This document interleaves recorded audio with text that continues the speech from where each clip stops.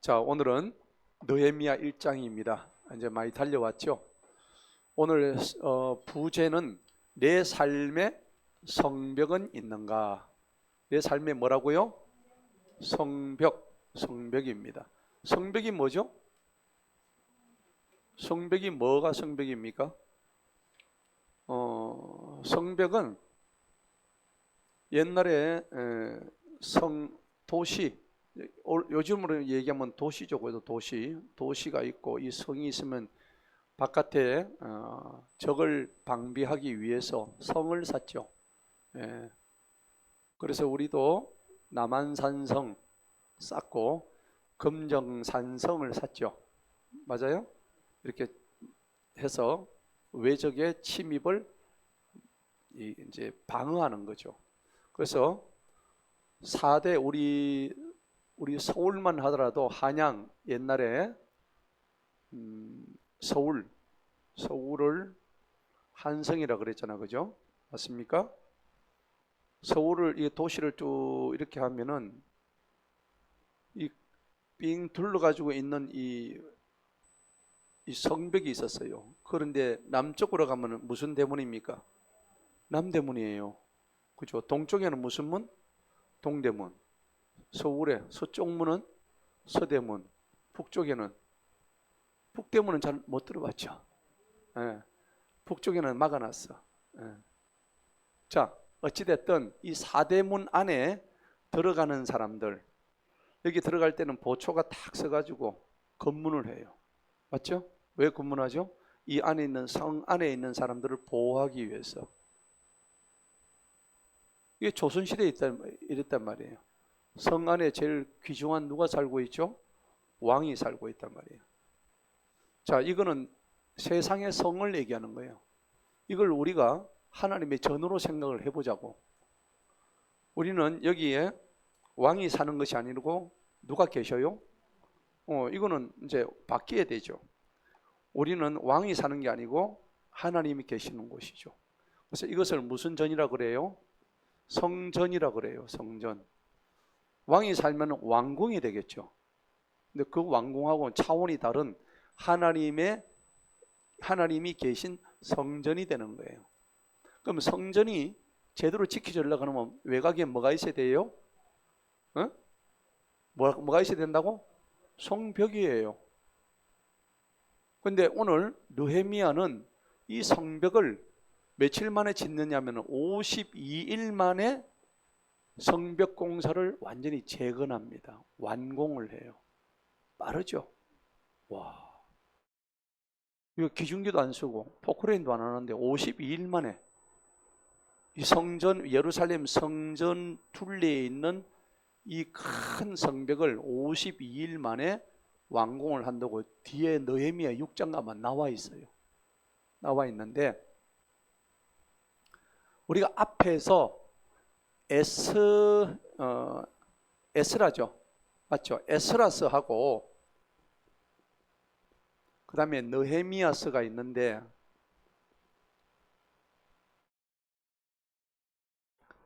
자, 여기 보면 에스라와 느헤미야의 우리가 간단한 비교입니다. 여기는 뭘 복구하고 재건하느냐? 에스라서에는 하나님의 계신 성전을 복구하는 겁니다. 예. 에스라 학사를 보내가지고 예루살렘으로 보내가지고 성전을 먼저 복구시켜요. 그러면은 느헤미야는 에스라 다음에 성전을 짓고 난 뒤에 느헤미야는 뭘 지어요? 성벽을 지어요. 이게 차이점이에요. 에스라는 뭘 지어요? 성전. 느헤미야는 성벽을 지어요. 그러니까 똑같이 70년 포로 생활을 하면서 이 유대 땅에다가 아닥사스다 왕이 하나님의 명을 듣고 저들을 예루살렘으로 다 포로들을 보내죠. 에스라 시대는 43,000명 보냈죠. 기억나세요? 그죠? 43,000명을 보내가지고 뭘 지어요? 성전을 짓게 한다고. 느헤미야 시대는 성전이 지어졌기 때문에 그 외곽에 짓는 뭐요? 성벽을 짓는 거예요. 이제 에스라서하고 느헤미야서의 차이를 아시겠죠? 굉장히 중요한 거예요. 그래서 오늘 느헤미야 1장을 우리가 보는데 이 느헤미야라는 사람이 직책이 뭘까요? 느헤미야는 뭐 하는 사람이었어요? 왕의 술관원이었습니다. 네? 네. 잔을 맡은 자였어요. 왕의 잔을 맡으면 어떻게 되는 거예요? 왕과 가까워요, 안 가까워요? 엄청나게 가까워요. 왕이 술 마실 때마다 술을 이 사람이 다 준비하는 거예요. 그러면 술 안에 뭘 넣을 수 있죠? 독 넣을 수 있잖아요. 독을 넣으면 어떻게 해요? 왕이 죽죠. 그러니까 이 사람이 먼저 마셔야 돼요. 자기가 먼저 마셔봐요. 왕보다 자기가 먼저 마시고 독이 있나 없나. 그러니까 항상 누가 거기다 독을 넣으면 지가 먼저 죽게 돼 있어요. 그럴 정도로 왕의 생명을 지키는 사람이 왕의 술 맡은 간원입니다. 그래 여러분 창세기 보면 요셉이 감옥에서 누구 만나죠? 술 간원 만나죠. 만나가지고 거기서 이렇게 꿈을 해석하는 저기를 봅니다. 자, 에스라는 이 사람은 왕의 술 간원이었는데 느헤미야인데 에스라는 뭐 하는 사람이었죠? 기억 안 나요? 그렇죠. 학사라 했잖아요. 학사. 그죠? 성경 교사 학사. 이제 아시겠죠? 에스라서하고 느헤미야서를 구분하셔야 돼요. 내용은 동일해요. 거의 동일해. 단지 에스라는 성전을 지었던 거고 느헤미야는 뭘 지었어요? 성벽을 지었다는 겁니다. 건축한 대상이 달랐다는 거예요. 이걸 알고 우리가 봐야 되는 거예요. 자, 이걸 며칠 만에 지었다고? 52일 만에 지었다고. 여러분들 구약 성경을 지금 많이 아시는 거예요. 그죠? 잘 모르잖아요. 그냥 막 지나가는데 우리는 강해 설교하니까 정확하게 알고 맞죠? 네. 자, 그런데 이 성벽이 기록에 의하면은 이 성벽의 둘레가 약 3만 7천 평이래요. 3만 7천 평. 어마어마한 규모의 성벽을 지었다는 겁니다. 이제 중요한 거예요. 자, 그러면은 성벽의 중요성이 뭘까요? 성벽이 왜 필요할까요? 누구를 지키죠? 여기 안에 성전을 지키죠. 성벽은 그렇죠? 성전을 지키고 왕도 지키고. 그래서 이 성전을 지키는 게 아까 성벽인데 성벽은요 성전을 지키는 정체성을 의미하는 겁니다. 정체성. 나는 누구인가? 여러분 누구인가 스스로 아세요? 모르죠. 이제는 예수님 믿으면 나는 알아야 돼. 나는 하나님의 아들이다. 바로 나와야지. 여러분 누구세요? 나는 하나님의 뭐요? 자녀다. 그 저절로 나와야지. 여러분 누구십니까? 하나님의 자녀잖아요. 네. 마귀 자녀예요? 아니잖아요. 우리는 하나님의 자녀다. 큰 소리로 나는 하나님 자녀다. 하나님 자녀야 되지. 세상의 자녀가 돼서는 안 되는 거야. 이걸 뭐라 그래요? 정체성이야. 내가 누구인지를 모르면 이 정체성이 없는 사람이야. 신앙생활에서도 이 정체성 없는 사람은 꽝이야. 네. 여러분 정체성을 분명히 하세요. 내 소속이 어딘지를 모르는데 한참 적군과 싸우고 있는데 아군이 이제 한참 헷갈리다 보니까 아군 쪽으로 한 거예요. 적군 쪽에 이제 들어가는 거야. 해쳐모요 하는데 그러면 이 사람은 어떻습니까? 이 정체성이 없는 사람이에요.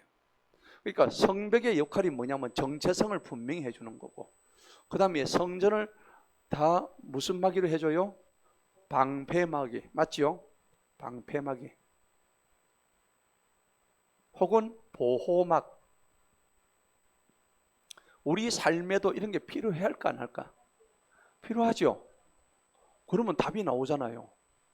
성전은 뭘까요? 영적으로 보자면 성전은 예배예요. 맞아요? 우리가 예배 드리는 게 성전이야. 예배가 성전이라고. 자, 그러면은 우리가 엄격히 따지면은 우리 속에 있는 이 성벽은 뭐냐? 삶의 경계입니다.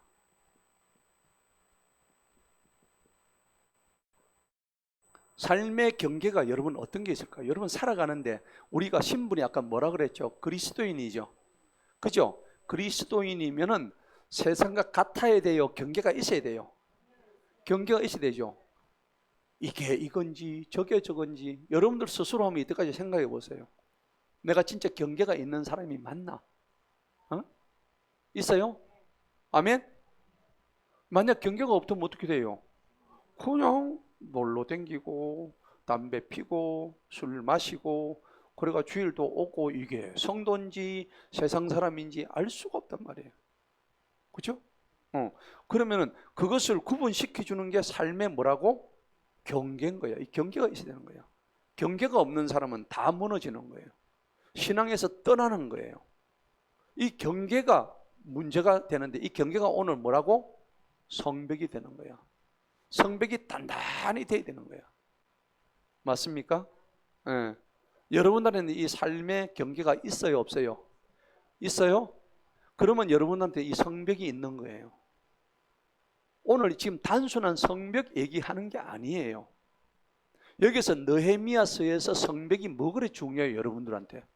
2000년 전에 3000년 전에 있었던 성벽이 나하고 무슨 상관이 있어? 그걸 얘기하고자 하는 게 아니란 말이에요. 느헤미야서는 네 삶의 성벽을 가지라 이 말입니다. 아멘. 이게 오늘 교훈이란 말이에요. 이런 관점에서 보자고. 1절을 봅시다. 하가랴의 아들 느헤미야의 말들이라. 제20년 기슬로월에 내가 수산 궁궐에 있을 때의 일이다. 자, 느헤미야가 수산 궁궐이란 것은 예루살렘이 아닙니다. 여기는 아닥사스다 왕이 있던 저 이방 땅이었습니다. 이때 뭐로 끌려갔죠? 포로로 끌려갔을 때입니다. 포로로 끌려가서 왕의 무슨 일을 했다고? 술 간언을 하고 있을 때예요. 신부는 그 나라 사람이에요? 포로예요? 포로인데도 왕의 술 간언을 하고 있는 거예요. 그나마 이 사람은 잘 풀렸어, 못 풀렸어? 잘 풀린 사람이에요. 그죠? 포로 중에서도 왕의 술을 맡고 있었으니까. 왕의 음식을 맡고, 어쨌든 먹는 거잖아. 술이라도 음식이잖아. 왕의 음식은 아무나 안 주거든요. 그런데 이 느헤미야가 그 마음속에 누가 계셨다고? 하나님이 다 계신 거예요. 그런데 수상 궁궐에 있을 때 이런 거 보면은 하나님은 예루살렘이 아닌 저 먼 포로에 있는 사람도 하나님 지금 부르시는 장면이죠. 맞아요? 여러분이 하나님한테 저 멀리 떨어져 있을 때 여러분의 이름을 부르십니다. 누구누구야 하고 부르신다고. 오늘 하나님께서 포로로 가 있던 왕의 술 간원이었던 느헤미야에게 느헤미야야 하고 지금 부르는 장면이에요. 자, 2절에 볼까요? 2절에 보니까는 나의 형제의 한 사람인 하나니가, 이 사람도 결국은 포로입니다. 유다에서 몇 사람과 함께 왔기에 도피해서 포로로 잡혀가는 것을 면한. 그때 막 유대 사람들을 끌고 전부 다 어디로 갔죠? 바벨론으로 끌고 갔잖아요. 페르시아로 막 끌고 갔죠. 우리도 전쟁 나가 옛날에 이북에서 막 다 끌고 간 거 아시잖아요. 북한 사람들이, 공산 정권들이 우리 남한 사람을 끌고 가가지고 개처럼 여기고 그랬단 말이에요. 포로가 되면 이렇습니다. 여러분, 마귀의 포로가 돼도 어떻게 돼요? 다 끌려가고 죽습니다. 마귀한테 끌려가면 죽어요. 근데 그것도 모르고 좋다고 아무 생각 없이 머리가 텅 비어서 그래 있으면 그냥 어찌 돼요? 세워라 내워라 하다가 가는 거야. 어디로? 지옥 떨어지는 거야. 그런데 오늘 여기 보세요. 유다에서 몇 사람과 함께 왔기에 도피해서 포로로 잡혀가는 것을 면했던, 포로 잡혀갈 때 그때 도망쳐가지고 남아있던 유대 사람들입니다. 와, 요게 무슨 자예요? 남은 자예요. 남은 자. 예루살렘에 관하여 내가 그들에게 물었습니다. 예루살렘이 지금 어떻게 되어 있느냐? 도대체 지금 우리가 여기 포로로 끌려가 70년이 됐는데 내 조국 예루살렘은 지금 어떻게 되어 있느냐? 여러분들 타향살이 해가지고 제주도에 지금 어떻게 되는지 궁금하지 않을까요? 하잖아요. 우리 집이 옛날 집이 그대로 남아있는지, 남아있다면 집이 지금 누가 관리하고 있는지, 허물어지지는 않았는지, 이게 지금 궁금한 거예요. 지금은 느헤미야는 자기의 민족의 수도였던 예루살렘에 이 성이 지금 온전한지 안 한지 지금 엄청 궁금한 거예요. 그래가지고 그때 쳤던 사람들한테 지금 소식을 들은 거예요. 누굴 통해서? 하나니를 통해서. 그죠? 하나님하고 이름 비슷하네. 하나니. 자, 그런데 3절을 볼까요? 그들이 내게 말하기를 포로로 잡혀가는 것을 면하고 남아있는 자들입니다. 예. 포로로 잡혀가는 과정에서 얼마나 하나님의 말씀을 안 들었으면 그렇게 포로로 잡혀갔을까요? 말씀 잘 듣는데 끌려가지 않습니다. 여러분, 우리가 하나님 말씀 안 들으면 뭐로 끌려간다고? 포로로 끌려가요. 예. 시편 79편 한번 보십시다. 얼마나 형편이 그러는지.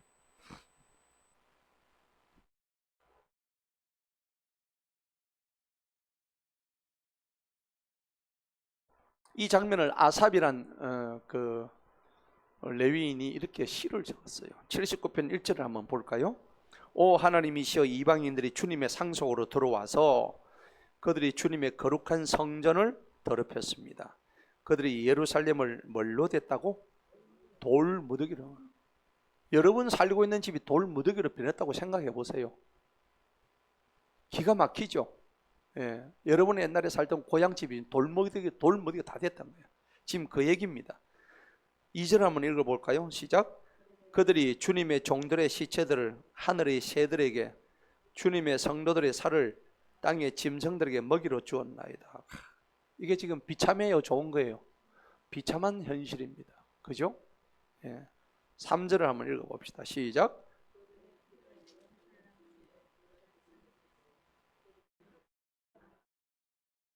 그렇죠. 예루살렘 사람들의 피가 뭐요? 물같이 흘렀대요. 얼마나 피를 많이 흘렸으면 강물이 돼가 피물이 강물이 돼가 흘렀고, 또 장사할 사람이 아무도 없는 거예요. 다 죽어버려가지고.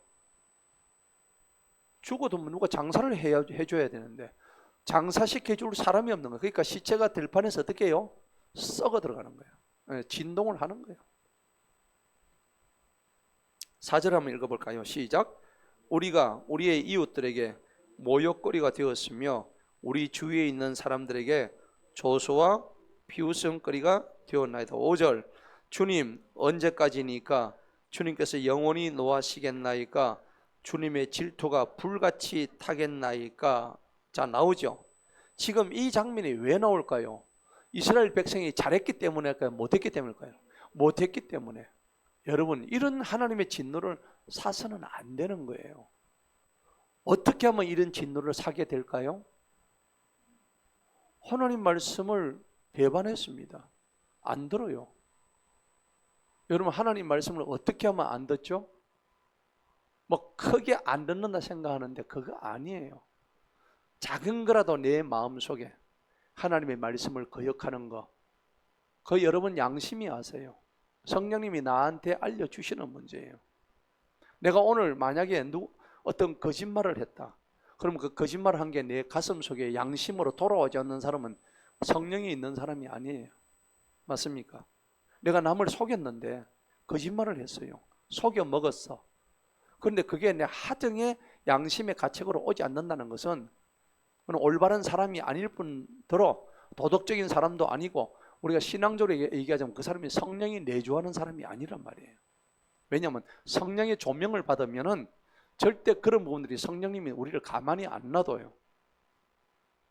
근데 오늘 예루살렘이 어떤 죄를 지었느냐? 이런 죄를 짓고도 하나님을 멸시하고 심지어 하나님을 대적하고 하나님을 원망하고 하나님을 향해서 막 손가락질하고 이랬단 말이에요.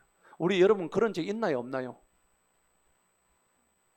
자, 여러분 손가락질까지는 안 했지만 하나님을 원망한 적은 있을 거예요. 하나님 도대체 나한테 왜 이러십니까? 내가 뭘 잘못했다고? 물론 그런 것까지는 좋은데 하나님이 내가 싫어서 그랬을까요? 아닙니다. 내 더러운 성격, 내 못난 성격, 이거 하나님이 다듬어 주시려고 그때그때마다 해주시는 또 지침들, 명령들, 내가 순종하는지 안 하는지 보시는 거예요. 여러분이 하나님 앞에 순종하는지 안 하는지 하나님 뭐 하신다고? 지켜보시는 거예요. 순종하는 거 안 하는 걸 보신단 말이에요. 예. 그러니까 순종의 복은 신명기 28장, 불순종의 저주도 28장에 다 나와 있단 말이에요. 그 결과가 쫙 나와 있어요. 자, 본문 한번 들어가 봅시다. 본문 3절에 보니까는 지금 예루살렘 상태가 어떻는가 보니까 그 사람들이 이제 남아서 하는 그 지방에 큰 고난과 능력을 받고 있습니다. 예. 그리고 예루살렘의 뭐도? 성벽도 뭐 했다고? 허물어져 버렸다. 성벽도 허물어진 거예요. 아까 이 성벽은 삶의 뭐라고 했습니까? 삶의 경계라고 얘기했죠. 여러분 맞습니까? 예, 삶의 경계입니다. 자, 삶의 성벽도 우리한테 있어야 된다는 거예요. 여러분 삶의 성벽이 있어야 될까 없어야 될까? 있어야죠. 여러분 삶의 성벽이 없으면 다 무너지는 거예요. 그럼 이 성벽이 뭡니까? 우리의 삶의 성벽은 다른 거 없습니다. 첫째는 뭘까요? 거룩입니다. 맞죠? 거룩 없으면 이건 삶의 성벽이 무너진 거예요. 그 다음 뭐예요? 질서? 질서 없으면 이거 다 무너진 거예요. 여러분 하나님의 질서가 필요해요? 안 필요해요? 이 질서 없는 사람은 하나님이 용납하지 않습니다. 하나님은 질서의 하나님을 고린도전서 10장에 나오죠. 그 다음에 우리는 뭐가 있어야 됩니까? 기준이 있어야 돼요. 그리스도인에게 기준은 뭡니까? 말씀이잖아요. 이 세 가지가 있어야 되는 거예요. 삶의 경계, 거룩, 질서, 기준. 이 세 가지 없으면 꽝이야. 신앙생활 백날 해도 소용없는 거예요. 여러분 그렇게 믿으세요? 믿으세요? 믿으면 뭐해? 안 지키는데. 설교 들을 때는 아멘 아멘 하면서 내가 삶 속에 가가지고 이렇게 안 지키면 아무 소용이 없단 말이에요. 이게 아까 삶의 경계가 무너져서 그런 거예요. 삶의 경계라고 하기라고도 다른 말로 삶의 뭐요? 성벽이라고 하는 거예요. 성벽이 안에 무엇을 보호하기 위해서? 성전을 보호하기 위해서는 뭐가 있어야 된다고? 성벽이 있어야 되는 거예요. 여러분 예배가 중요해야 안 해요? 오늘 지금 우리가 드리는 게 하나님의 법 뭐예요? 예배잖아. 예배를 지키기 위해서는 여러분 삶의 성벽이 필요한 거예요? 안 한 거예요? 그 예배 드리려면 먼저 첫 번째 내가 뭐 해야 돼요? 거룩을 지켜야 예배에 오지. 세상에 가지고 지금 뭐 술집에 가서 술 마셨는데 무슨 거룩이 있겠어? 그죠? 그 다음에 질서 없으면은 예배 안 와요. 하나님 말씀에 기준이 없으면은 성전에 예배 드리러 안 온다고. 예배는요 항상 이 성벽, 삶의 경계가 있을 때 진짜 벽이 예배가 되는 거예요. 여러분 성전도 중요하지만 성벽이 중요해요 안 해요? 너무 중요한 거예요. 자, 그러면 성경은 뭐라고 얘기할 거예요? 이 성벽에 대해서 굉장히 중요한 겁니다. 잠언 25장 가면요 자기의 마음을 제어하지 못하는 자는 어떻게 돼요? 예, 진짜 성읍이 무너지고 성벽이 없는 자와 똑같다 했다고. 잠언 25장 봅시다. 뭐라고 했나? 똑똑히 보세요. 잠언 25장.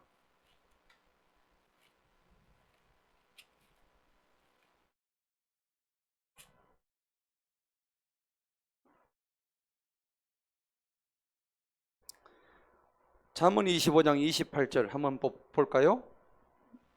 한번 읽어보도록 하겠습니다. 시작.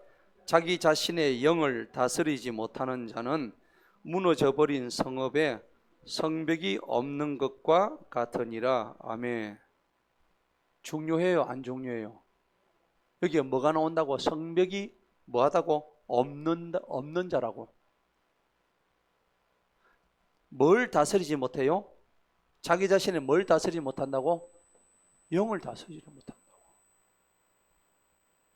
굉장히 중요한 얘기입니다. 자기 영을 다스리지 못하면은 성읍 자체가 무너져 버리고 성벽도 완전히 없는 거 된다요.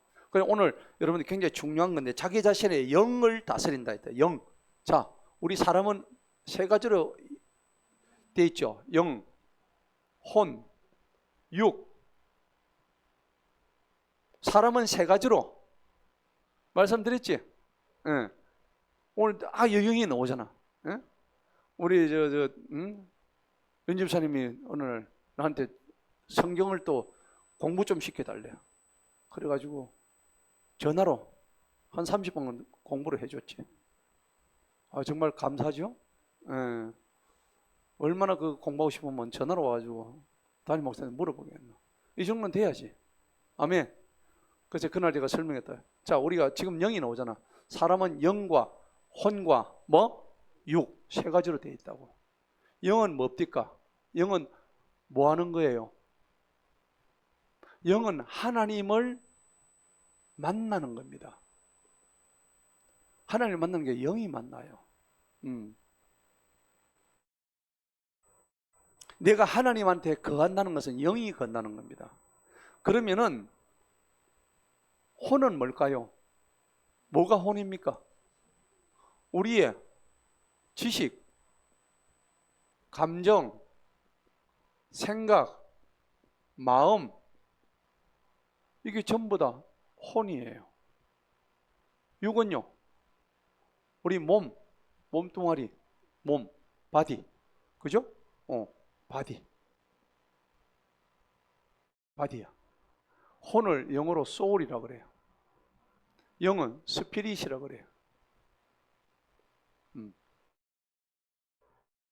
자, 우리가 그러니까 육적인 사람과 혼적인 사람과 영적인 사람이 있어. 여러분 어떤 사람이 돼야 돼? 영적인 사람이 돼야 돼. 맞죠? 육적인 사람은 어떤 사람일까요? 배고프면 밥 줘. 이게 전부 다입니다. 그죠? 성질나면 어떻게 해요? 주먹 나가는 사람. 이 사람 굉장히 육적인 사람이야. 꽝이야. 예. 하나님 없어. 육은 목마르면 물 마시는 게 그게 육이야. 예. 근데 이것도 누가 창조하셨어? 하나님이 창조하셨어. 육 안에 뭐가 들어있어? 영과 혼을 다 담고 있는 거예요. 이것은 그릇이에요. 그릇. 그릇이란 말이에요. 그래서 이 육이 나중에 소멸되면은 영과 혼은 보여요, 안 보여요? 안 보이니까 이것은 다 어디로 돌아간다고? 하늘에 다 돌아가는 거예요. 어차피 안 보였잖아. 영혼이 보여요? 안 보이잖아. 말이 지금 내가 말하는 말 보여요? 안 보이잖아. 제가 어떤 생각하는지 보입니까? 안 보이잖아. 다 안 보이잖아. 혼이란 말이에요. 자, 그래서 혼은 여러분들이 성질내고 기뻐하고 슬퍼하고 이게 전부 다 감정이야. 그 다음에 우리가 어떤 생각하지요? 어떤 마음을 생각을 하면 마음속에 내려오죠. 나쁜 마음을 가질 수 있죠. 예, 이게 전부 다 혼적인 사람이야. 근데 혼이 또 중요합니다. 혼이 왜냐면은 지식을 가지고 있거든요. 지성을 가지고 있다고. 사람이 지성이 있어야 돼. 지성은 뭡니까? 책을 보고 그 사물의 정확한 내용을 알아야 된단 말입니다. 그게 지식이에요. 하나님 우리가 지식을 알기 위해서 말을 주셨고 글을 주셨고 생각 기능을 주셨고 사고할 수 있도록 다 해주셨다고. 그 다음에 혼과 육은 세상적인 부분이에요. 세상. 근데 영은요, 하나님이 거주하는 공간이 영입니다. 아멘. 또 하나님이 아니면 또 어떤 영이 있어요? 악령이 있죠. 그죠? 악령. 하나님이 거주하는 공간을 성령, 마귀가 거주하는 공간을 악령. 여러분 어떤 영을 가지고 싶으세요? 성령을 받아야 돼요. 그러니까 오늘 성경이 뭐라고? 잠언 25장 28절에 자기 마음을 제어하지 못하면 뭐요? 성벽이 없대요. 내 마음을 내가 제어를 못하면 성벽이 없고 마음이 무너진 거래요. 오늘 느헤미야 1장이 뭐에 대한 얘기입니까? 성벽에 관한 이야기야. 성벽. 내 삶의 경계가 다 무너졌단 말이에요. 3000년 전에 느헤미야 성벽이 나하고 뭔 중요해? 안 그래요? 지금 오늘 나한테 주시는 교훈으로 영적 교훈이 중요한 거지. 그죠? 그게 오늘 잠언 25장 28절. 다시 한번 큰 소리로 똑똑히 보세요. 읽어봅니다. 잠언 25장 28절. 찾으셨어요? 찾아보세요. 자, 다 같이 한번 읽어봅니다. 시작. 자기 자신의 영을 다스리지 못하는 자는 무너져버린 성읍에 성벽이 없는 것과 같으니라. 아멘. 정말 이거 우리가 정신 똑바로 차려야 돼요. 잠언 4장 23절에는 뭐라고 하는지 한번 볼까요? 잠언. 우리가 매일 잠언 안 읽어요? 읽죠? 읽으면 뭐해? 머릿속에 딱 넣고 내 마음속에 새기는 거지. 마음을 안 지키면은 어떻게 돼요? 다 무너지는 거예요. 4장 23절. 자, 한번 읽어봅니다. 잠언 4장 23절 시작. 모든 열심을 다하여 네 마음을 지키라. 이는 생명의 문제들이 거기서 나오기 때문이라. 아멘. 그렇죠. 22절에 보니까는 모든 육체에 뭐가 된다고? 그 위에 윗절에 보니까는 건강. 육체는 뭐 해야 됩니까? 건강해야 되고, 혼은 마음을 지켜야 되고, 맞죠? 영은 하나님을 만나야 되고, 따라합시다. 육은 건강하고, 혼은 내 마음을 지켜야 되고, 영은 하나님을 만나야 되는 것이다. 육이 하나님 만날 수 있어요? 못 만나요. 혼이 하나님 못 만납니다.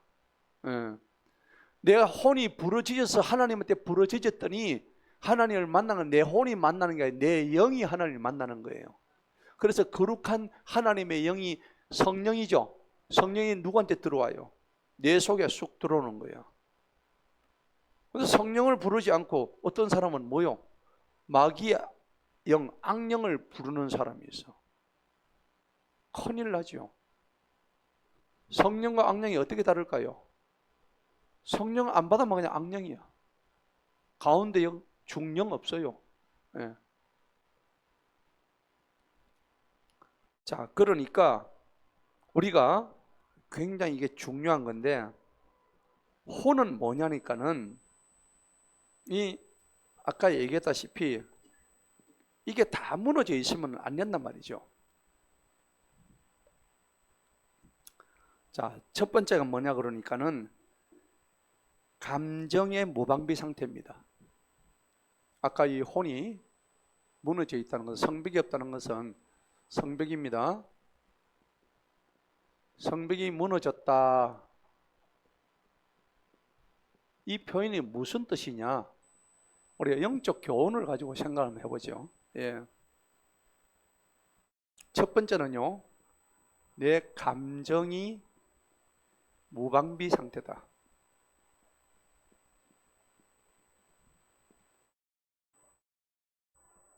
여러분, 감정이 만약 무방비 상태가 되면 어떻게 될까요? 어떻게 되죠? 감정대로 사는 거야. 감정. 여러분, 감정이 여러분들을 지배하는 걸 느낀 적이 있어요? 어떨 때입니까? 화날 때. 화날 땐 바로 감정이 여러분을 지배하는 걸 못 느껴요? 느끼죠? 화나면 바로 집어 던지죠? 뭘 집어 던집니까? 쇠수띠야 냄비 바로 집어 던집니다. 그죠? 어떤 사람은 요강도 집어 던지고 욕도 하고. 그렇죠. 감정이 나를 완전 무방비 상태, 성벽이 무너진 상태입니다. 그러니까 감정이 조절이 안 되는 상황입니다. 이게 성벽이 무너진 상황입니다. 자, 두 번째는 뭐냐니까는 자제력이 무너진 겁니다. 자제력. 이거를 성령의 9가지 열매에서 뭐라고 하냐면은 절제 열매 있죠. 성령의 9가지 열매에서 절제 있어요, 없어요? 자, 사랑과 희락과 화평과 갈라디아서 몇 장이죠? 갈라디아서 5장 맞죠? 갈라디아서 5장에 보면은 성령의 몇 가지 열매? 9가지 열매. 9가지 열매. 첫 번째 사랑, 희락, 화평, 인내, 자비, 양선, 충성, 온유, 절제. 9가지 제일 마지막이 뭐라고? 절제. 절제가 안 되는 거야. 여러분, 화날 때 참아야 돼요? 계속 화를 내야 돼요? 참아야 되죠. 화를 계속 내면 어떻게 될까요? 성질이 시원합니까? 속이 시원하나? 계속 화내고 있으면 어떻게? 아이고, 내가 속이 이렇게 편할 수가. 천만의 말씀. 화를 계속 내고 있으면 어떻게 돼요? 암세포 생깁니다. 첫째, 모든 게 다 막혀버려요. 소통이 다 막혀버려요. 그죠? 이 사람 경험 있어 없어? 있죠? 있잖아. 없어. 대단하신 분이에요. 짱입니다. 그런 경험도 없고 정말 대단하셔요. 저는 화가 나면 절제가 안 되던데 절제 되는가 봐요. 저는 뭐 옛날에 화가 나면 뭐 집어 던지고 주먹이 날라가고 그렇잖아요. 부부싸움 할 때 그냥 합니까? 욕하지. 욕도 하고 주먹도 날라가고 막 발길질 하고요. 그죠?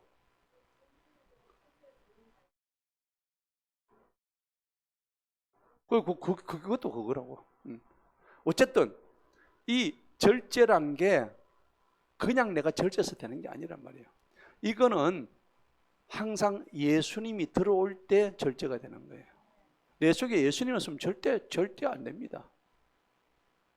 생명 주신 분도 예수님이고 내 생명을 거둬 가실 분도 예수님인데 우리가 화가 아무리 난들 아무리 더러운 일을 내 더러운 꼴을 당한들 예수님이 당하신 그 꼴을 생각하면 비교할 수 있나요 없나요? 없죠. 그보다 내 더 큰 치욕을 겪은 분 아무도 이 세상에 아무도 없어요. 그분은 자기 목숨을 내주셨다니까. 그냥 막 1초에 총 맞고 가면 깨끗할 텐데 예수님은 그런 고통도 아니야. 거의 10시간을 십자가에 매달려가지고 피와 물을 다 쏟으셨어. 살이 찢겨가면서 온몸에 피투성이야. 그 고통을 여러분은 한번 생각해 봐요. 그 예수님의 패션 오브 크라이스트 기억나세요?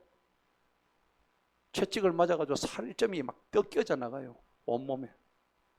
온통 막 누더기야. 피부가. 그런 거를 당하시면서도 우리의 죄를 짊어지셨잖아요. 그러면 예수님이 성질이 좋아서 그래요? 예수님은 목적이 딱 하나였어. 내가 이렇게라도 죽어야만이 너희 죄를 내가 용서해 줄 수 있다. 나의 죽음을 통해서 내가 너희의 죄를 다 용서해 주겠다는 약속이셨단 말이야. 근데 우리는 어떻게 해요? 내 주장, 내 관심, 그 다음에 내 자존심 1도 양보 못해요. 그래요 안 그래요? 알고 보면 진짜 진진 껍쟁이 아무것도 아니야. 이런 거 가지고 막 다투고 싸우고 아나 인간아. 맞아 안 맞아? 맞지요? 진짜 좀스러워. 니 다 해라. 우리 그렇다니까. 그게 우리 모습이야. 정말 쪽팔려요. 쪽팔려. 저는 그런 거에 목숨 안 걸어요. 적어도 어디 목숨 걸어야 돼요? 하나님 말씀에 목숨 걸어야 되는 거 아닙니까? 제가 목사로 사는 얘기가 아니고 우리 모두가 똑같아야 돼요. 할렐루야.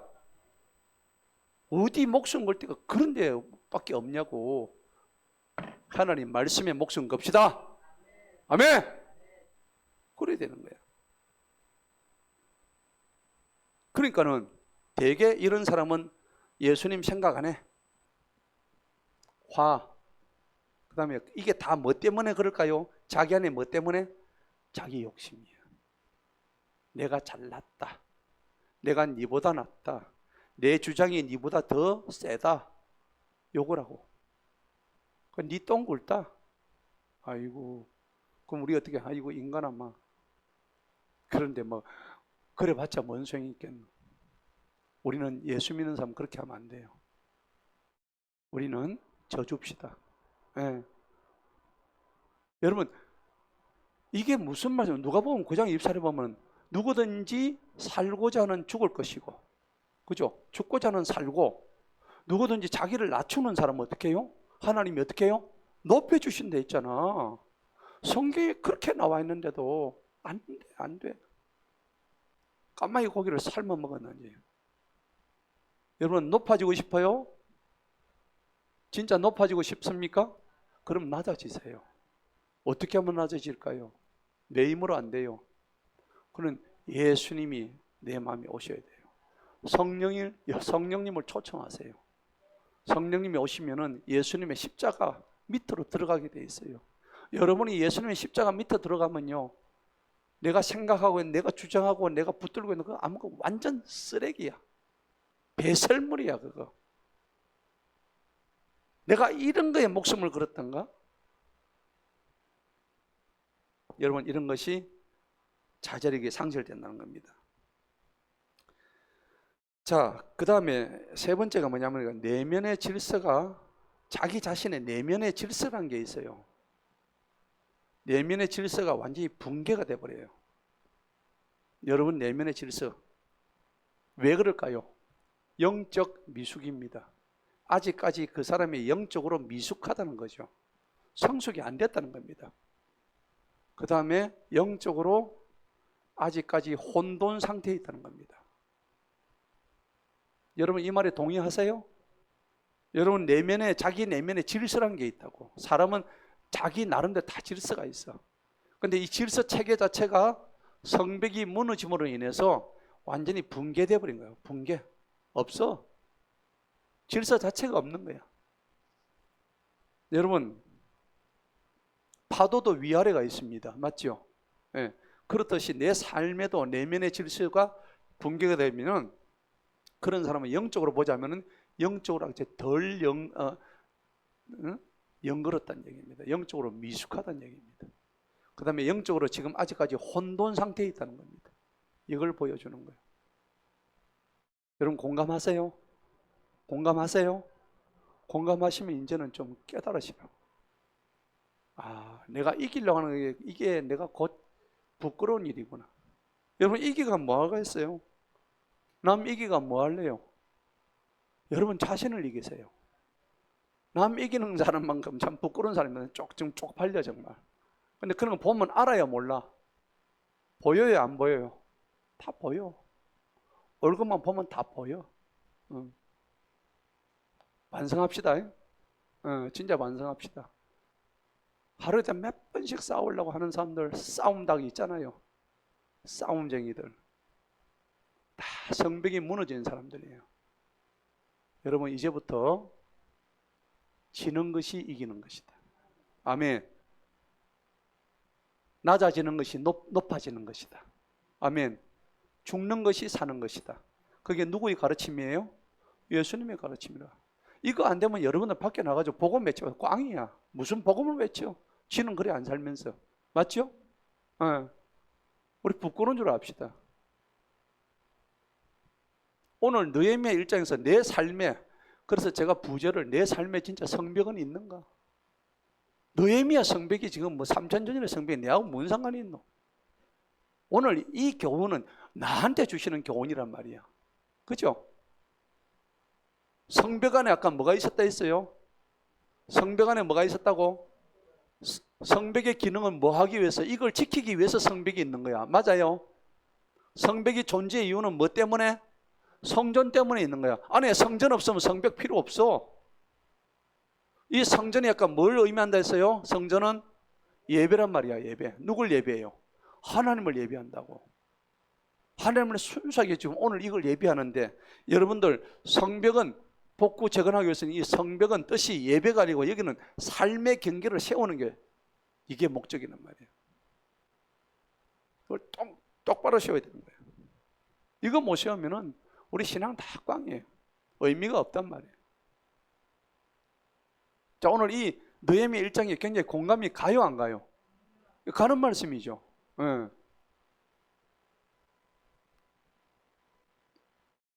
자, 그러면 이게 다 되려 그러면은, 이게 이루어지려 그러면, 이제 이게 성벽이 무너진 것을 다시 오늘 느헤미야서 1장부터 9장까지 있으면 뭐냐면 무너진 성벽을 다시 회복하자. 이게 주제거든요.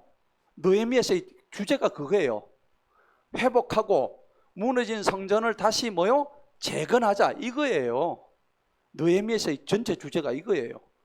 그러니까 52일 만에 뭐 한다고? 성벽을 재건해요. 무너진 성벽을 완전히 다시 세운단 말이에요. 여러분 지금 성벽 무너져 있죠. 여기는 느헤미야는 며칠 만에 세웠어. 여러분 며칠 만에 세울래요? 바로? 하루 만에 세워요.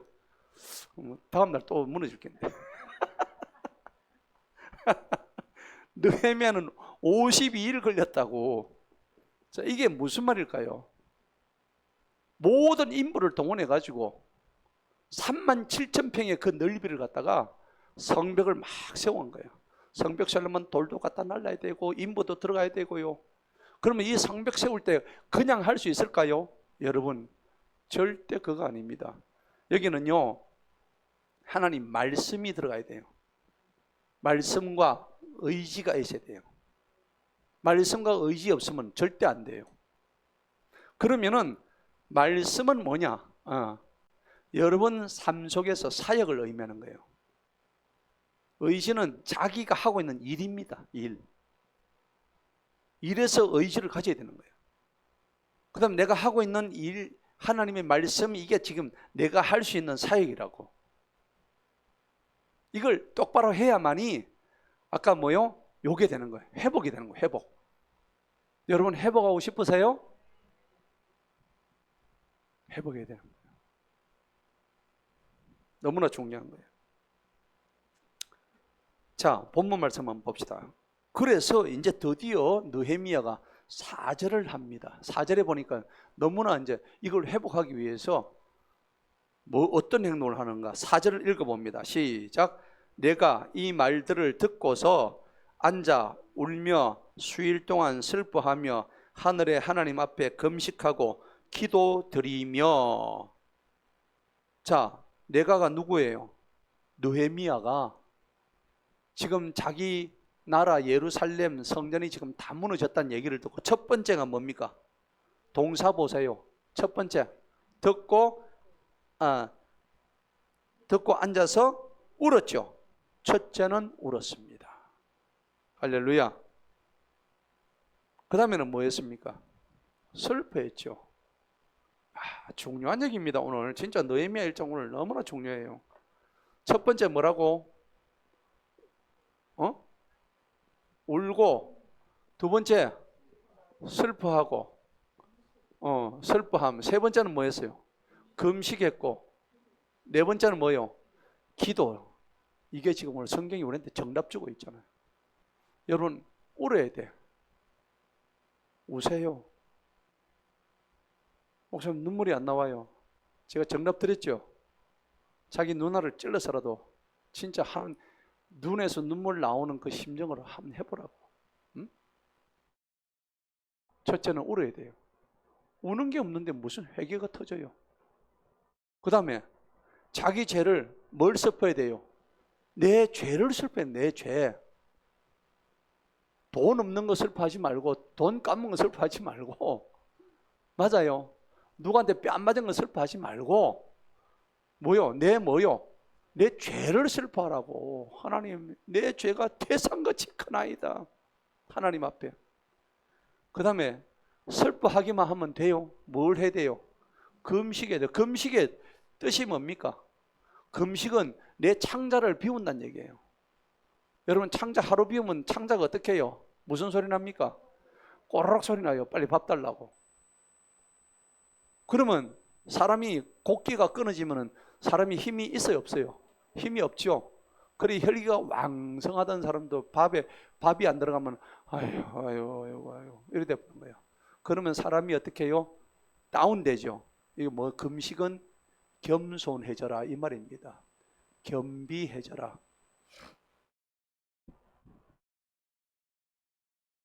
겸손하고 겸비하면 그것까지만 하면 될까요? 마지막에 뭐 해야 돼요? 하나님한테 기도하는 거예요. 하나님께 간구하는 거예요. 간절히 구해야 돼요.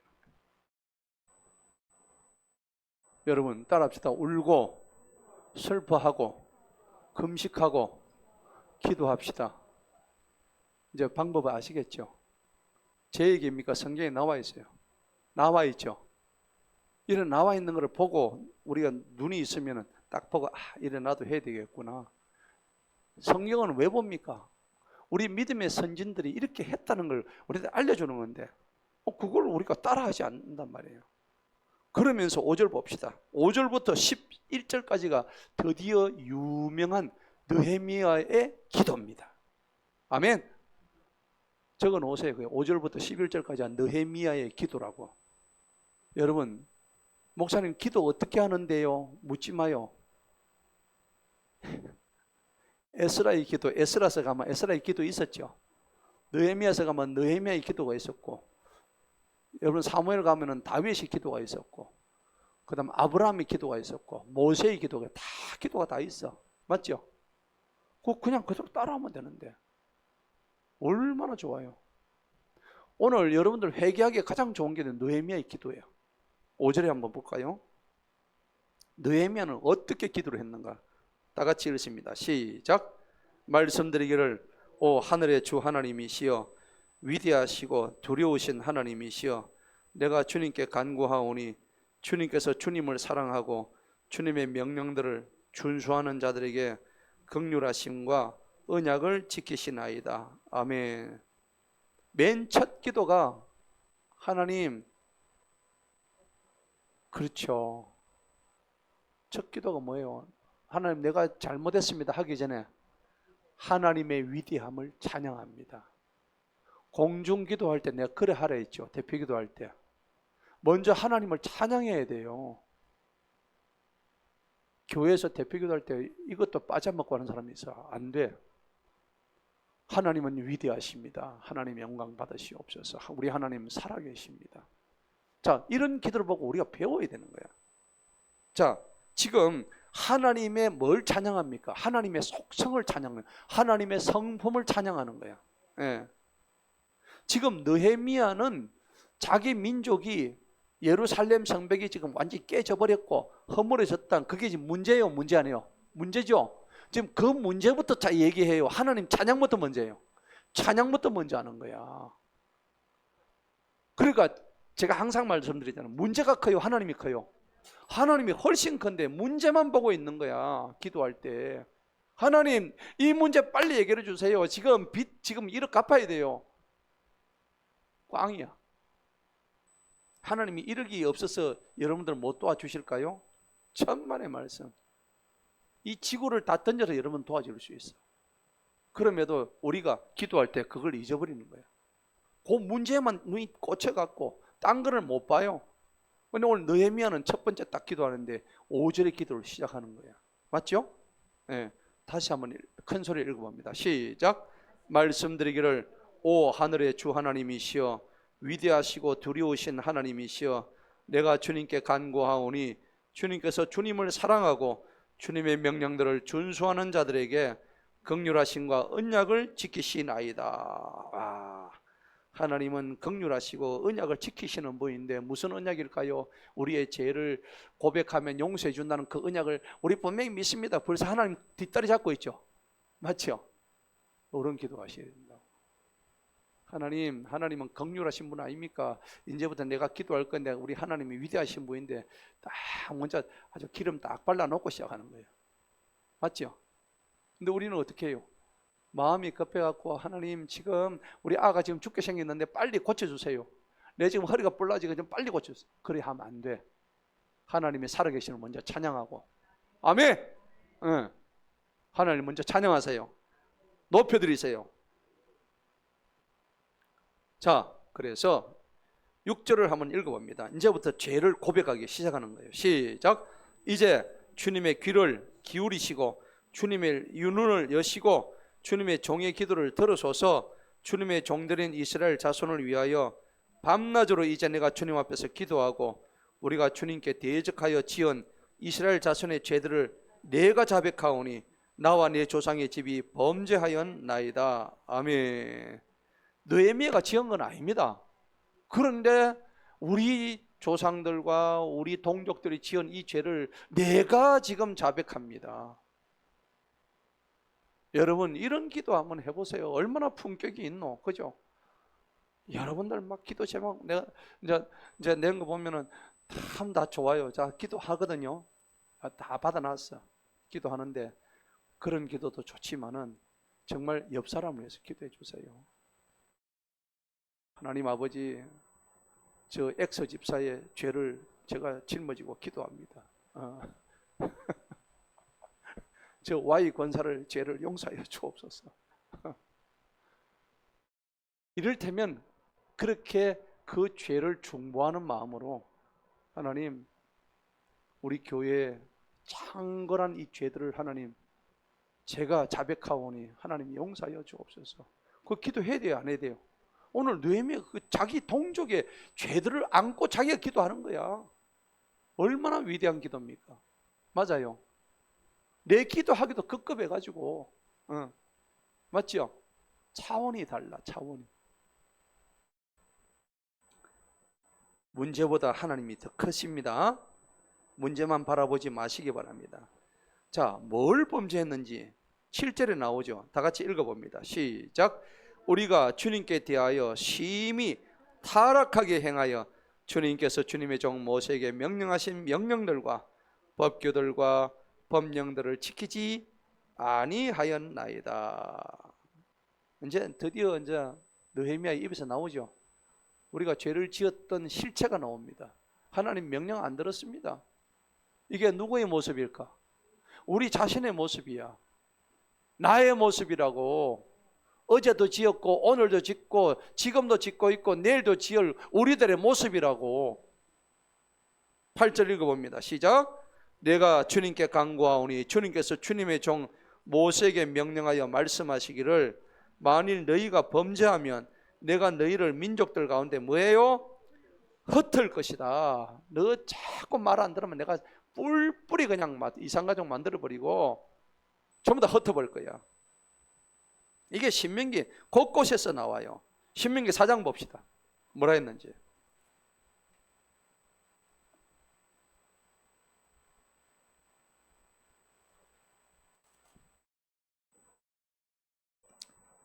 신명기 4장 29절 봅시다.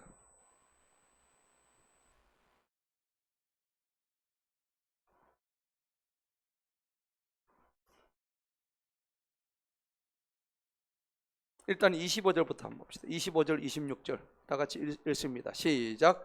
네가 자녀들과 손자들을 낳고 너희가 그 땅에서 오래 살다가 스스로 부표하여 새긴 형상이나 어떤 것의 모습을 만들어서 주 너희 하나님 눈앞에서 악을 행하여 주님의 분노를 일으키면 너희가 요르단을 건너가서 소유할 그 땅에서 속히 망할 것이요 너희는 거기서 너희 날들이 길지 못하고 완전히 멸망하게 되리라 그랬죠. 예. 자, 계속 이런 말씀을 하시고요. 신명기 30장에 보면 이제 흩어버리는 장면이 나옵니다. 신명기 30장.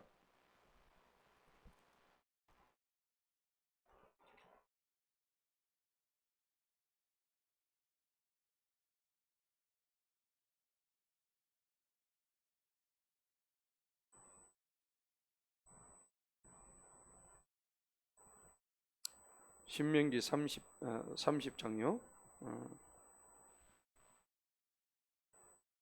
1절에서 3절 한번 읽어봅시다. 시작. 내가 네 앞에 둔 복과 저주 이 모든 것들이 네게 임함으로 네가 주 너희 하나님께서 너를 쫓아내신 모든 민족들 가운데서 이 모든 것들이 네 마음에 생각나서 주 너희 하나님께 돌아와 내가 오늘 네게 명령하는 모든 것대로 너와 네 자손이 네 마음을 다하고 네 혼을 다하여 그분의 음성에 뭐하면 복종하면 그때에는 주 너희 하나님께서 네 사로잡힌 것을 돌이키시고 네게 긍휼을 베푸셔서 주 너희 하나님께서 너를 뭐 했다고? 흩었다고 돼 있죠. 하나님 말 안 들으면 흩어버립니다. 흩으셨던 모든 민족들로부터 너를 돌이켜서 흩은 것을 모아주십니다. 여러분 지금 가정이 다 흩어져 있어요. 누구 책임이에요? 내 책임이에요. 내 책임. 부모 책임이라고. 가정이 전부 다 흩어져 있다고. 부모 따로 자식 따로 형제 다 따로야. 전부 다 따로 국밥들이야. 잠만 같이 잘 뿐이지 뭔 가정이라 할 게 뭐 있어요. 하나님 말씀을 우리가 제대로 듣지 않았기 때문에 하나님이 가정을 전부 다 뿔뿔이 다 흩어버린 거예요. 근데 하나님한테 들어오기만 하면은 어떻게 해요? 다 모으신다고. 그런 역사 있기를 축복합니다. 여러분 가정에 반드시 2020년 그런 가정이 될 줄로 믿습니다. 할렐루야. 자, 본문 봅시다. 9절에 보니까는 한번 읽어봅니다. 시작. 그러나 만일 너희가 내게로 돌이켜 내 명령들을 지키고 그것들을 행하면 너희 가운데 하늘의 맨 끝까지 쫓겨난 자가 있다 할지라도 내가 그들을 거기서 불러 모아 내가 내 이름을 두리고 택한 그 처소에 그들을 데려오려 하신 그 말씀을 기억하옵소서. 느헤미야가 지금 간절한 심정으로 하나님께 이런 기도를 드리고 있는 거예요. 하나님 기억해 주세요. 신명기에서 말씀하지 않았습니까? 레위기에서 말씀하지 않았습니까? 언약의 회복을 해 주시옵소서. 10절 읽어봅니다. 시작. 이제 이들은 주님께서 주님의 크신 권능과 주님의 강하신 손으로 구속하신 주님의 종들이며 주님의 백성이니이다. 지금 이 범죄한 자기 백성들을 보고 이제는 아예 선포를 해버려요. 하나님, 우리 백성들은, 우리 이스라엘 백성들은 하나님의 백성 맞습니다. 우리 선양의 모든 주님의 성도들은 하나님의 자녀들입니다. 제가 막 선포하는 거예요. 선포하니까 하나님이 그 귀를 여시고 눈을 여셔가지고 우리 모든 악기를 지켜주시는 거예요. 그런 역사 있기를 축복합니다. 마지막 11절 읽어봅니다. 시작. 오 주님, 내가 주님께 간구하오니 주님의 종의 기도와 주님의 이름을 두려워하기를 원하는 주님의 종들의 기도에 이제 귀를 기울이소서. 또 내가 주님께 기도하오니 이날 주님의 종으로 형통하게 하시어 이 사람의 보기에 주님의 종에게 긍휼을 베푸시옵소서 하였으니 이는 내가 왕의 잔 맡은 자이었기 때문이라. 자기 신분을 밝히죠. 내가 뭐 하는 사람인가? 왕의 잔을 맡은 사람, 술잔 맡았다 이 얘기입니다. 자, 오늘 느헤미야의 기도는 뭐냐니까는 성벽이, 오늘 성벽에 관한 얘기죠. 성벽이 어디서 무너졌느냐 하는 겁니다. 예루살렘 성벽이 무너졌는데 그거 중건하러 지금 예루살렘에 들어가는 장면이에요. 들어가기 전에 이 기도를 지금 하고 들어가는 거예요. 여러분, 이게 오늘 우리한테 적용될 게 뭐냐면은 우리는 느헤미야의 성벽이 왜 무너졌는가 아니고 우리는 내 신앙의 성벽이 어디서 무너졌는가 이걸 물어봐야 되는 거예요. 아멘. 예. 그거를 무너진 것을 하나님께 가지고 내가 나아가는 거예요. 나아가면 아까 뭘 주신다고? 예? 회복을 주신단 말이에요. 오늘 우리 기도할 때 그걸 가지고 나아가야 됩니다. 예. 오늘 하나님 말씀의 결론을 맺겠습니다. 여러분, 우리가 신앙생활을 하다 보면은 성벽이 무너질 때가 많아요. 무너진 소식이 딱 들릴 때 보면 무감각한 사람이 있어. 밥 먹듯이. 그러면 안 돼요. 이 성벽이 무너져 있을 때 계속해서 그걸 갖다가 하나님 음성을 듣지 못하면 어떻게 돼요? 외적이 막 찾아옵니다. 찾아와서 내 마음을 어떻게 해요? 계속 찌릅니다. 찌르면 어떻게 돼요? 결국 와르르 다 무너집니다. 공든 답이 어떻게 돼요? 다 무너집니다. 아무 소용없습니다. 그러기 위해서는 오늘 느헤미야처럼 네 가지 했죠. 아까 뭐예요? 울고 슬퍼하고 금식하고 기도해야 되는 거예요. 기도를 못해. 배가 너무 불러가지고 이래가지고 여러분 어떻게 돼요? 한 끼는 굶어가지고. 저도 오늘 저녁 안 먹었어요. 집사람이요. 그래 되겠나? 그랬는데 딱 굶으니까 또 하나님 또 이렇게 마음을 주시네. 때로는 그런 것도 필요하다고. 제가 배가 이만큼 나와가지고 설교하는 거하고 배가 좀 들어가서 하는 거하고 확실히 좀 달라요. 기도할 때요, 배가 막 이만큼 나와가지고 막 숨을 못 쉬어가지고 하나님 아버지 그러면 안 돼. 배가 좀 쑥 들어간 상태에서 간절한 마음으로 배가 창자가 막 뒤에 벽에 붙을 정도로 막 금식하면서 하는 얘기가 바로 그 얘기예요. 이 금식은 간절함이거든요. 맞죠? 배가 부른데 무슨 간절함이 나오겠나 지금. 예. 겸손해란 얘기입니다. 겸비하란 얘기예요. 예. 자, 그래서 느헤미야처럼 울고 슬퍼하고 금식하고 기도한다. 말씀을 붙들고 자신의 죄를 자복하는, 남들을 위해서 중보기도 하라고 그랬죠. 오늘 느헤미야가 지가 죄가 있어 그랬어요? 죄 아닙니다.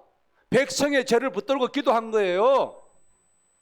여러분, 이런 수준 높은 기도, 여러분 가문 대대로 복을 받아요. 할렐루야. 그러니까 성벽이 무너지면 안에 있는 뭐는 저절로 무너져? 성전은 저절로 무너져요. 여러분, 삶의 경계가 무너지면요, 아까 얘기했잖아요. 삶의 경계가 뭐예요? 거룩, 질서, 기준 무너지면 뭐가 무너져요? 예배가 완전히 무너지는 거예요. 그런 예배 하나님 안 받으시고, 그리고 예배 자리에 나오지도 않습니다. 나와봤자 헛방이고. 그죠? 예. 따라합시다. 성벽이 무너지면 성전은 파괴된다. 삶의 경계가 무너지면 예배는 붕괴된다. 여러분, 이게 오늘 교훈이에요. 확실하게 아시고 다시 무릎을 꿇읍시다. 내 속에 있는 옛사람, 옛자, 그 다음에 욕심, 탐욕, 이런 거 다 버리십시다. 내 속에 있는 못된 자, 성질, 하나님 다 아시잖아요. 누구보다 내 자신을 잘 알아. 그죠? 다 오늘 죽입시다. 주님 앞에 기도할 때에 하나님, 이제 예수님의 십자가 뭐 맨날 얘기해보면 뭐예요? 진짜 십자가 내 속에 들어와서 하나님, 오늘 내가 그 십자가를 메고 가겠습니다. 갈라디아서 2장 한번 봅시다. 뭐라고 했는지 마지막 봅시다.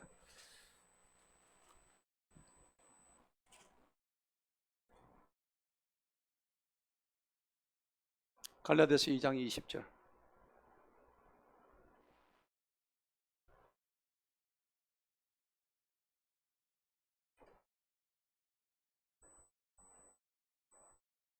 다 같이 읽습니다. 시작.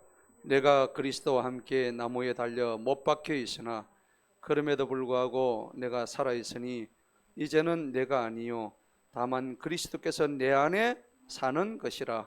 지금 내가 육체 안에서 사는 것은 나를 사랑하시어 나를 위하여 자신을 주신 하나님의 아들의 믿음에 의하여 사는 것이라. 아멘. 여러분이 그리스도와 함께 나무에 못 박혔대요. 아멘. 예. 그러면 죽은 건데 그래도 지금 내가 살아있대요. 살아있는 것은 내가 아니래. 여러분, 십자가에 못 박혔나요? 여러분도 박히시기 바랍니다. 예수님이 박히실 때 우리도 같이 박혔습니다. 그러면 죽었죠.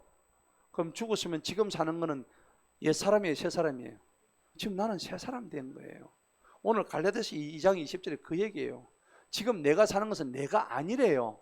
내 안에 계신 누가 사신다고? 주님이 사신다고. 우리가 그렇게 갈라디아서 2장 20절을 그렇게 암송하면서도 그 뜻을 모르고 있으면 안 돼요. 그래서 지금부터 내가 사는 것은 나를 사랑하셔 나를 위해서 자기 몸, 자기 자신을 버리신 예수 그리스도의 믿음으로 사는 것이다. 지금 내가 사는 것은 내가 사는 게 아닙니다. 예.